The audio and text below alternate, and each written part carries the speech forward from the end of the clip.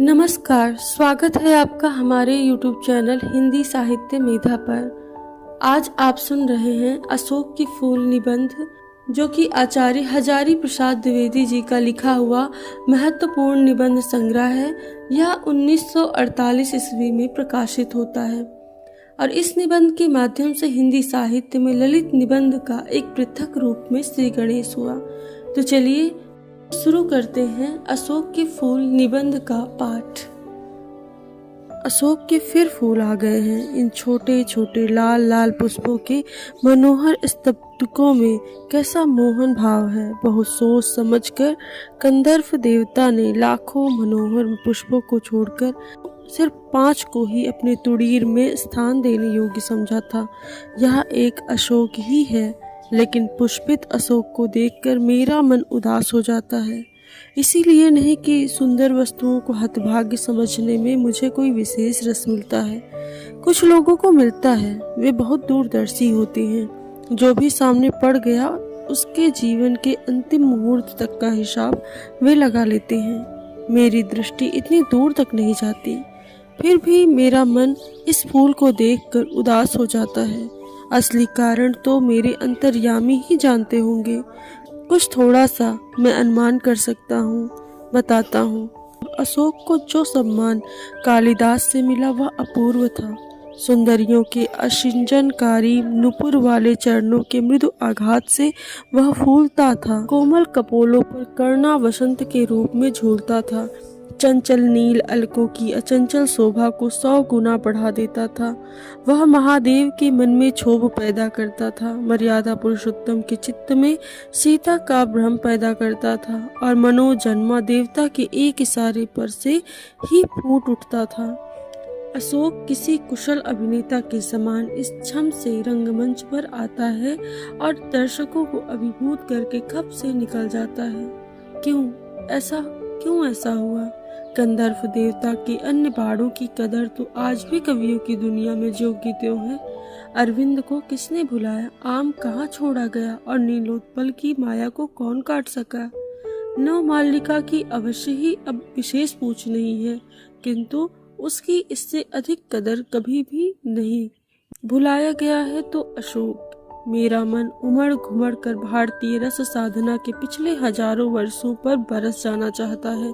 क्या यह मनोहर पुष्प भुलाने की चीज है? सहृदयता क्या लुप्त हो गई थी? कविता क्या सो गई थी? ना, मेरा मन तो यह सब मानने को तैयार नहीं। जले पर नमक तो यह है कि एक तरंगायित पत्र वाले फूले पेड़ को सारे उत्तर भारत में अशोक कहा जाने लगा। याद भी किया तो अपमान करके, लेकिन मेरे मानने न मानने से क्या होता है। ईस्वी सन के आरंभ के आसपास अशोक का शानदार पुष्प भारतीय धर्म, साहित्य और शिल्प में अद्भुत महिमा के साथ आया था। इसी समय शताब्दियों के परिचित यक्षों गंधर्वों ने भारतीय धर्म साधना को एकदम नवीन रूप में बदल दिया था। पंडितों ने शायद ठीक ही सुझाया है कि गंधर्व और गंधर्व वस्तुतः एक ही शब्द के भिन्न भिन्न उच्चारण हैं। कंदर्प देवता ने यदि अशोक को चुना है तो यह निश्चित रूप से एक आर्येतर सभ्यता की देन है। इन आर्येतर जातियों के उपास्य वरुण थे, कुबेर थे, वज्रपाणी यक्षपति थे। कंदर्प यद्यपि काम देवता का नाम हो गया है, तथापि है वह गंधर्व का पर्याय ही। सिर से भिड़ने जाकर एक बार वह पिट चुके थे और विष्णु से डरते थे और बुद्ध देव से भी टक्कर लेकर लौट आए थे। लेकिन कंदर्प देवता हार मानने वाले जीव न थे। बार बार हारने पर भी वह झुके नहीं, नए नए अस्त्र शस्त्रों का प्रयोग करते रहे। अशोक शायद अंतिम अस्त्र था। बौद्ध धर्म को इस नए अस्त्र से उन्होंने घायल कर दिया, शैव मार्ग को अभिभूत कर दिया है और शाक्त साधना को झुका दिया। वज्रयान इसका सबूत है, कौल साधना इसका प्रमाण है और कापालिक मत इसका गवाह। रविंद्रनाथ ने इस भारतवर्ष को महामानव समुद्र कहा है। विचित्र देश यह है। असुर आए, आर्य आए, शक आए, हूण आए, नाग आए, यक्ष आए, गंधर्व आए, ना जाने कितनी मानव जातियां यहाँ आई और आज के भारतवर्ष के बनाने में अपना हाथ लगा गई। जिसे हम हिंदू रीति नीति कहते हैं, वह अनेक आर्य और आर्येतर उपादानों का अद्भुत मिश्रण है। यह एक एक पशु, एक एक पक्षी ना जाने कितनी स्मृतियों का भार लेकर हमारे सामने उपस्थित होते हैं। अशोक की भी अपनी स्मृति परंपरा है, आम की भी है, बगुल की भी है, चंपे की भी है। सब क्या हमें मालूम है? जितना मालूम है उसी का अर्थ क्या स्पष्ट हो सका है? ना जाने किस बुरे मुहूर्त में मनोजन्मा देवता ने शिव पर बाण फेंका था, शरीर जलकर राख हो गया और वामन पुराण यानी अष्टाध्याय की गवाही पर हमें मालूम है कि उनका रत्नमय धनुष टूटकर खंड खंड हो गया, धरती पर गिर गया। जहाँ मूठ थी वह स्थान रुक्ममणि से बना था, वह टूटकर धरती पर गिरा और चंपे का फूल बन गया। हीरे का बना हुआ जो नाह स्थान था वह टूट कर गिरा और मौलश्री के मनोहर पुष्पों में बदल गया। अच्छा ही हुआ, इंद्रनील मणियों का बना हुआ कोटि देश भी टूट गया और सुंदर पाटल पुष्पों में परिवर्तित हो गया। यह भी बुरा नहीं हुआ, लेकिन सबसे सुंदर बात यह हुई कि चंद्रकांत मणियों का बना हुआ मध्य देश टूटकर चमेली बन गया और विद्रुम की बनी निम्नतर कोटि बेला बन गई। स्वर्ग को जीतने वाला कठोर धनुष जो धरती पर गिरा तो कोमल फूलों में बदल गया। स्वर्गीय वस्तुएं धरती से मिले बिना मनोहर नहीं होती। परंतु मैं दूसरी बात सोच रहा हूँ, इस कथा का रहस्य क्या है? क्या यह पुराणकार की सुकुमार कल्पना है या सचमुच ये फूल भारतीय समाज में, भारतीय संसार में गंधर्वों की देन है? एक निश्चित काल के पूर्व इन फूलों की चर्चा हमारे साहित्य में मिलती भी नहीं। सोम तो निश्चित रूप से गंधर्वों से खरीदा जाता था। ब्राह्मण ग्रंथों में यज्ञ की विधि में यह विधान सुरक्षित रह गया है। ये फूल भी क्या उन्हीं में से हैं? कुछ बातें तो मेरे मस्तिष्क में बिना सोचे ही उपस्थित हो रही हैं। यक्षों और गंधर्वों के देवता कुबेर, सोम, अप्सराएं यद्यपि बाद के ब्राह्मण ग्रंथों में स्वीकृत है, तथापि पुराने साहित्य में आप देवता के रूप में मिलते हैं। बौद्ध साहित्य में तो बुद्धदेव को ये कई बार बाधा देते हुए बताए गए हैं। महाभारत में ऐसी अनेक कथाएं आती हैं जिनमें संतानार्थिनी स्त्रियां वृक्षों के उपदेवता यक्षों के पास संतान कामनी होकर जाया करती थी। यक्ष और यक्षिणी साधारणतः विलासी और उर्वरता जनक देवता समझे जाते थे। कुबेर तो अक्षय निधि के अधीश्वर भी हैं। यक्षमा नामक रोग के साथ भी इन लोगों का संबंध जोड़ा जाता है। भरहूत, बोध गया, सांची आदि में उत्कीर्ण मूर्तियों में संतानार्थियां स्त्रियों का यक्षों के सानिध्य के लिए वृक्षों के पास जाना अंकित है। इन वृक्षों के पास अंकित मूर्तियों की स्त्रियां प्रायः नग्न हैं, केवल कटी देश में एक चौड़ी मेखला पहनी है। अशोक इन वृक्षों में सर्वाधिक रहस्यमय है। सुंदरियों के चरण तारण में उसमें दोहन का संचार होता है। परवर्ती धर्म ग्रंथों से यह भी पता चलता है कि चैत्र शुक्ल अष्टमी को व्रत करने और अशोक की 8 पत्तियों के भक्षण से स्त्री की संतान कामना फलवती होती है। अशोक कल्प में बताया गया है कि अशोक के फूल 2 प्रकार के होते हैं, सफेद और लाल। सफेद तो तांत्रिक क्रियाओं में सिद्धिप्रद समझकर व्यवहृत होता है और लाल स्मरवर्धक होता है। इन सारी बातों का रहस्य क्या है? मेरा मन प्राचीन काल के कुझंटिका क्षण आकाश में दूर तक उड़ना चाहता है। हाय, पंख कहाँ है? यह मुझे प्राचीन युग की बात मालूम होती है। आर्यों का लिखा हुआ साहित्य हमारे पास बचा है। उसमें सब कुछ आर्य दृष्टिकोण से ही देखा गया है। आर्यों से अनेक जातियों का संघर्ष हुआ। कुछ ने उनकी अधीनता नहीं मानी, वे कुछ ज्यादा गर्वीली थी। संघर्ष हुआ, पुराणों में इसके प्रमाण हैं। यह इतनी पुरानी बात है कि सभी संघर्षकारी शक्तियां बाद में देवयोनि जात मान ली गई हैं। पहला संघर्ष शायद असुरों से हुआ। यह बड़ी गर्वीली जाति थी। आर्यों का प्रभुत्व इसने कभी नहीं माना। फिर दानवों, दैत्यों और राक्षसों से संघर्ष हुआ। गंधर्वों और यक्षों से कोई संघर्ष नहीं हुआ। वे शायद शांतिप्रिय जातियां थीं। भरहूत, सांची, मथुरा आदि में प्राप्त यक्षिणी मूर्तियों की गठन और बनावट देखने से यह स्पष्ट हो जाता है कि ये जातियां पहाड़ी थी। हिमालय का देश ही गंधर्व, यक्ष और अप्सराओं की निवास भूमि है। इनका समाज संभवतः उस स्तर पर था जिसे आजकल के पंडित पुनालुवन सोसाइटी कहते हैं, शायद इससे भी अधिक आदिम, परंतु वे नाच गान में कुशल थे। यक्ष तो धनी भी थे। वे लोग वानरों और भालुओं की भांति कृषि पूर्व स्थिति में भी नहीं थे और राक्षसों और असुरों की भांति व्यापार वाणिज्य वाली स्थिति में भी नहीं। वे मणियों और रत्नों का संधान जानते थे, पृथ्वी के नीचे गड़ी हुई निधियों की जानकारी रखते थे और अनायास धनी हो जाते थे। संभवतः इसी कारण उनमें विलासिता की मात्रा अधिक थी। परवर्ती काल में यह बहुत सुखी जाति मानी जाती थी।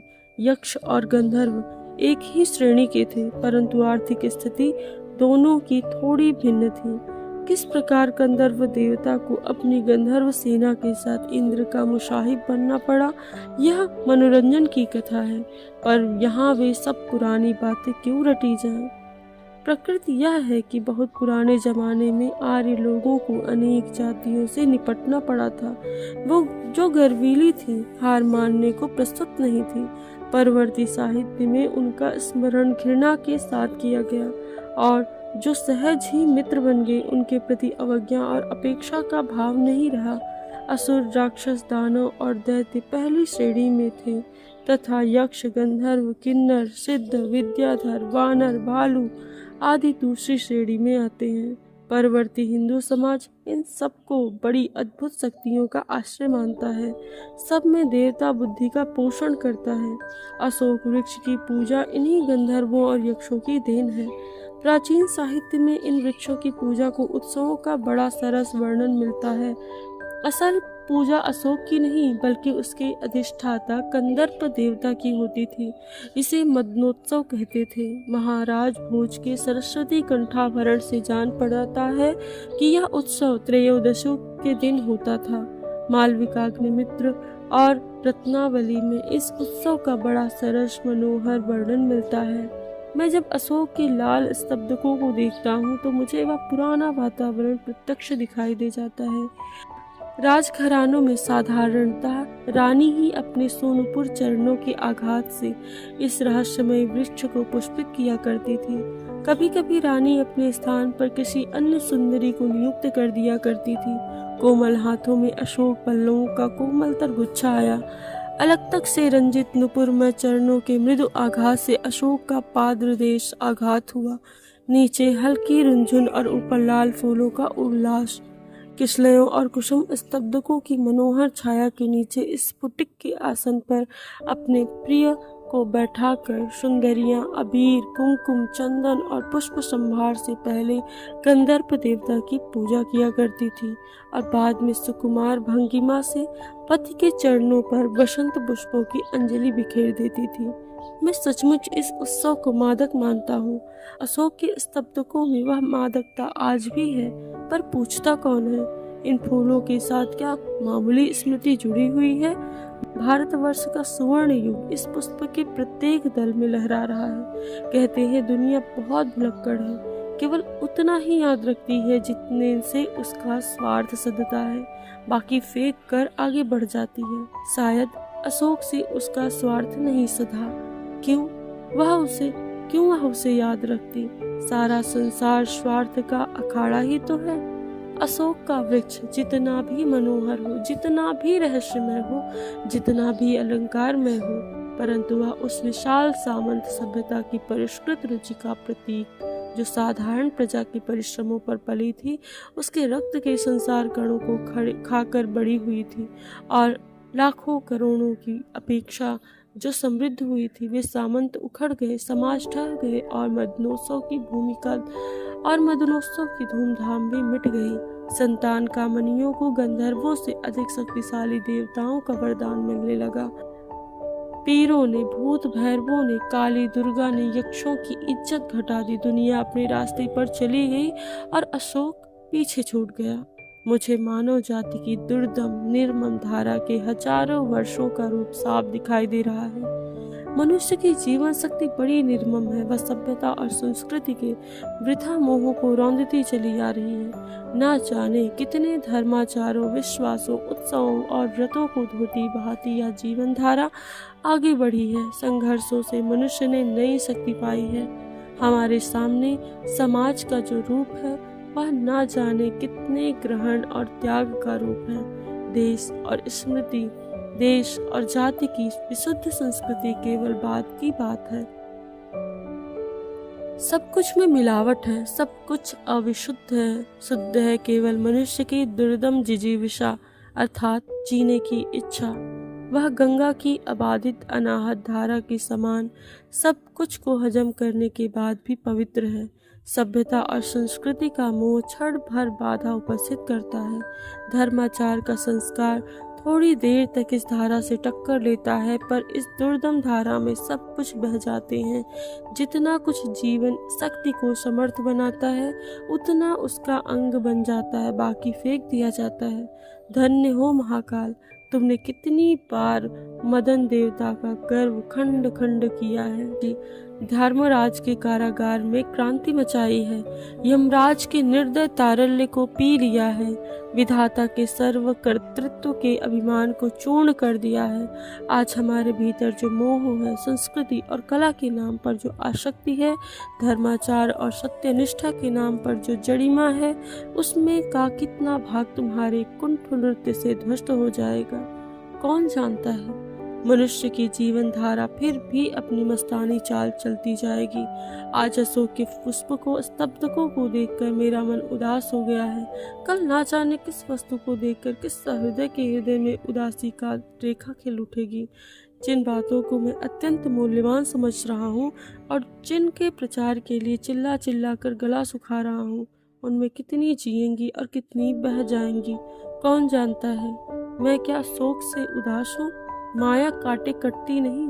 उस युग के साहित्य और शिल्प मन को मछली दे रहे हैं। अशोक के फूल ही नहीं, किसले भी हृदय को कुरेद रहे हैं। कालिदास जैसे कल्प कवि ने अशोक के पुष्प को ही नहीं, किसलयों को भी मदमत्त करने वाला बताया था। अवश्य ही यह शर्त थी कि वह दयिता यानी प्रिया के कानों में झूम रहा हो। किसले प्राशवेद तू, किसले अशोक के फूल ही नहीं, किसले भी हृदय को कुरेद रहे हैं। कालिदास जैसे कल्प कवि ने अशोक के पुष्प को ही नहीं, किसलयों को भी मदमत्त करने वाला बताया था।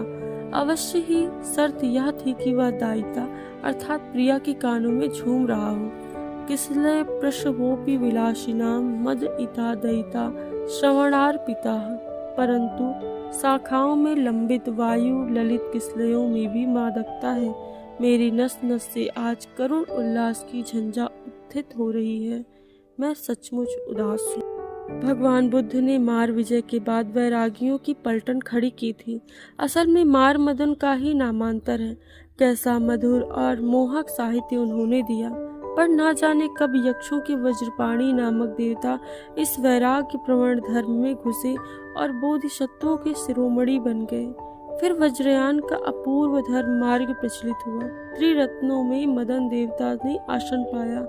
वह एक अजनबी आंधी थी। इसमें बौद्ध बह गए, शैव बह गए और शाक्त भी बह गए। उन दिनों श्री सुंदरी साधन तत्परिणाम योग चा भोग चा करष्ठ एव की महिमा प्रतिष्ठित हुई। काव्य और शिल्प के मोहक अशोक ने अभिचार में सहायता दी। मैं अचरज से इस योग और भोग की मिलन लीला को देख रहा हूँ। ग्रह भी क्या जीवन शक्ति का दुर्दम अभियान था। कौन बताएगा कि कितने विध्वंस के बाद इस अपूर्व धर्ममत की सृष्टि हुई थी। अशोक स्तब्धक का हर फूल और हर दल इस विचित्र परिणति की परंपरा ढोए जा रहा है। कैसा झबरा सा गुल्म है, मगर उदास होना भी बेकार है। अशोक आज भी उसी मौज में है जिसमें आज से 2000 वर्ष पहले था। कहीं भी तो कुछ नहीं बिगड़ा, कुछ भी तो नहीं बदला। बदली है मनुष्य की मनोवृत्ति। यदि बदले बिना वह आगे बढ़ सकती तो शायद वह भी नहीं बदलती, और यदि वह ना बदलती और व्यावसायिक संघर्ष आरंभ हो जाता, मशीन का रथ घर घर चल पड़ता, विज्ञान का साविक धमन चल निकलता, तो बड़ा बुरा होता। हम पिस जाते। अच्छा ही हुआ जो वह बदल गई। पूरी कहाँ बदली है, पर बदल तो रही है। अशोक का फूल तो उसी मस्ती में हंस रहा है पुराने चित्त से। इसको देखने वाला उदास होता है, वह अपने को पंडित समझता है। पंडिताई भी एक बोझ है, जितनी ही भारी होती है उतनी ही तेजी से डुबाती है। जब वह जीवन का अंग बन जाती है तो सहज हो जाती है, तब वह बोझ नहीं रहती, वह उस अवस्था में उदास भी नहीं रहती। कहाँ अशोक का कुछ भी नहीं बिगड़ा, कितनी मस्ती में झूम रहा है। कालिदास इसका रस ले चुके हैं अपने ढंग से, मैं भी ले सकता हूँ अपने ढंग से। उदास होना बेकार है। धन्यवाद।